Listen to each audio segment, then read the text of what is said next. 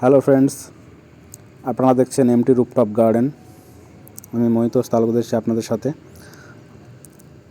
শীতের কিছু ফলের ভিডিও আপনাদের সাথে শেয়ার করছি আমি, মালবেরি এবং আরও অন্যান্য ফলের ভিডিও। শীত এখনও সম্পূর্ণভাবে শুরু হয়নি, তো কিছু ফল তবুও এসছে আমার মালবেরি গাছে। দেখতে পাচ্ছেন এটি লং মালবেরি, কিছু ফল এসছে। তো এখন এই ফলগুলো মোটামুটি হারভেস্ট হওয়ার পরে আমি গাছের কাটাই ছাঁটাই করবো, গাছের প্রুনিং করব। তার আগে একটি ভিডিও আপনাদের সাথে শেয়ার করছি। অল্প কিছু ফল এসছে, যেহেতু এখন গাছের প্রুনিং করার সময়, সামনে শীত আসছে। এটি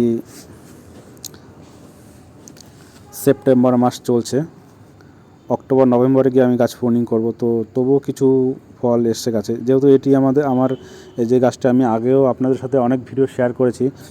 এটি হলো অল টাইম, 12 মাসে এই গাছটিতে ফল আসে, প্রতি মাসেই গাছে ফল আসে। এর কোনো নির্দিষ্ট কোনো টাইম নেই, যে সিজন নেই যে শীতের সময় ফল আসবে, গরমের সময় ফল আসবে। এটি কিন্তু 12 মাস। এর আগে আমি অনেক ভিডিও আপনাদের সাথে শেয়ার করেছি যে অল টাইম ভ্যারাইটি। আমি এটাতে সারা বছরই ফল পাই। এখন কিছু ফলের সাইজ, ছোট ছোট কিছু ফলের সাইজ দেখতে পাচ্ছেন যে কিছু ফল এসছে। এগুলো মোটামুটি হারভেস্ট হয়ে যাওয়ার পরে আমি গাছটিকে প্রুনিং করে রিপোর্টিং করব, যেহেতু গাছটি 12 ইঞ্চি একটি প্লাস্টিকের ড্রামে বসানো আছে। তো আর রুট বাউন্ড হয়ে গেছে, আমি দেখে গাছে মনে হলো যে গাছের রুট বাউন্ড হয়ে গেছে। সেক্ষেত্রে এটি সঠিক টাইম গাছের টবের মাটি চেঞ্জ করা এবং গাছটিকে কাটাই ছাঁটাই করে সুন্দর একটি শেপ দেওয়ার টাইম। সেপ্টেম্বর অক্টোবর মাসে যদি গাছের পরিচর্যা করি মালবেরি গাছের, তাহলে কিন্তু ডিসেম্বর জানুয়ারিতে গিয়ে কিন্তু প্রচুর পরিমাণে ফল আমরা পাবো। শীতের সময় যখন পুরো শীত পড়বে তখন কিন্তু আমরা প্রচুর পরিমাণে ফল পাবো। তো এইটি হলো সঠিক সময় মালবেরি গাছের প্রুনিং করার জন্য। এই ফলগুলো হারভেস্ট হয়ে গেলে আমি প্রুনিং করব। লং মালবেরি এটি দেখতে পাচ্ছেন, এটিও একটি 12 ইঞ্চি প্লাস্টিকের ড্রামে বসানো আছে। এর আগে আমি কিছু ভিডিও আপনাদের সাথে শেয়ার করেছি যে আমি কিন্তু গাছের ছাদ বাগানে আমার যত ফল গাছ আছে সমস্ত গাছেই কিন্তু আমি সম্পূর্ণ জৈব সার ব্যবহার করি, রাসায়নিক কোনো কিছুই ব্যবহার করি না। তবুও দেখুন গাছে প্রচুর পরিমাণে ফল, রাসায়নিক সার ব্যবহার না করেও।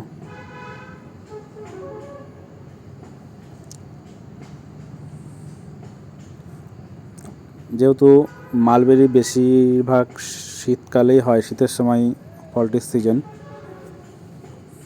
তো আমার এই ভ্যারাইটি কিন্তু আমি আগেও দেখিয়েছি, আপনাদের সাথে শেয়ার করেছি যে সারা বছরই মোটামুটি কম বেশি ফল আসে। শীতের সময় বেশি হয় আর বর্ষাকালে ফলটা বেশি হয়, গরমের সময়ও কম বেশি গাছে ফল থাকে, একেবারে যে ফল থাকে না তা না।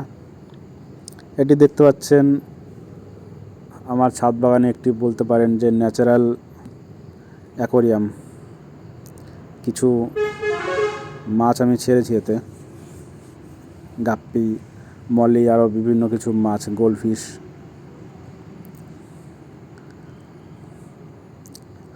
এটি দেখার সৌন্দর্যের জন্য আপনারা চাইলে এরকম একটি ছাদ বাগানে মাছের অ্যাকোরিয়াম, ছোটো অ্যাকোরিয়াম এরকম রাখতে পারেন। এটি একটি মাটির নাদা টাইপের, যেটা আমরা ব্যবহার করে থাকি আমাদের বাড়িতে। এর ভিতরে আমার পদ্ম ফুল গাছ আছে, যে ভিডিও আমি আপনাদের সাথে শেয়ার করেছিলাম, সাদা এবং গোলাপি পদ্ম। তো তার ভিতরে আমি কিছু কালারিং মাছ ছেড়েছি, অ্যাকোরিয়ামের মাছ খুবই হেলদি আছে। এবং পদ্ম গাছ এবং কিছু শ্যাওলা থাকার জন্য গরমের সময় কিন্তু ছাদের জল গরম হয় না। যদি অতিরিক্ত গরম পড়ে তাহলে সেক্ষেত্রে আমি উপর দিয়ে কিছু একটা প্লাস্টিক কিংবা কিছু দিয়ে কিছুক্ষণের জন্য, কয়েক ঘন্টার জন্য আমি ঢেকে রাখি, শুধু গরমের সময়টা। শীতকাল এবং বর্ষাকালে কোনো অসুবিধা হয় না। এবং বর্ষাকালে আমি দেখেছি যে বৃষ্টির জল যদি পুরো ভরেও যায় তবুও কিন্তু মাছ বাইরে বেরিয়ে যায় না, এর ভিতরেই মাছ থাকে। এবং অল্প কিছু মাছ আমি ছেড়েছিলাম, সেখান থেকে রিপ্রোডিউস হয়েছে মাছে, গাপ্পি মাছে, মলি মাছে বাচ্চা দিয়েছে, দেখতে পাচ্ছেন আপনারা। প্রচুর পরিমাণে হয়ে গেছে। দেখতে এটি সুন্দর লাগে, সৌন্দর্যের জন্য এটি আমি ছাদ বাগানে রেখেছি, আমার ছাদ বাগানে। তো আপনারা চাইলে এরকম একটি রাখতে পারেন, ছোট মাছের অ্যাকোয়ারিয়ামের মতো ন্যাচারালি। দেখতে খুব সুন্দর লাগবে এবং যখন আপনারা ছাদে উঠবেন বিকেলবেলা, তখন কিন্তু দেখে আপনাদের মন ভরে যাবে।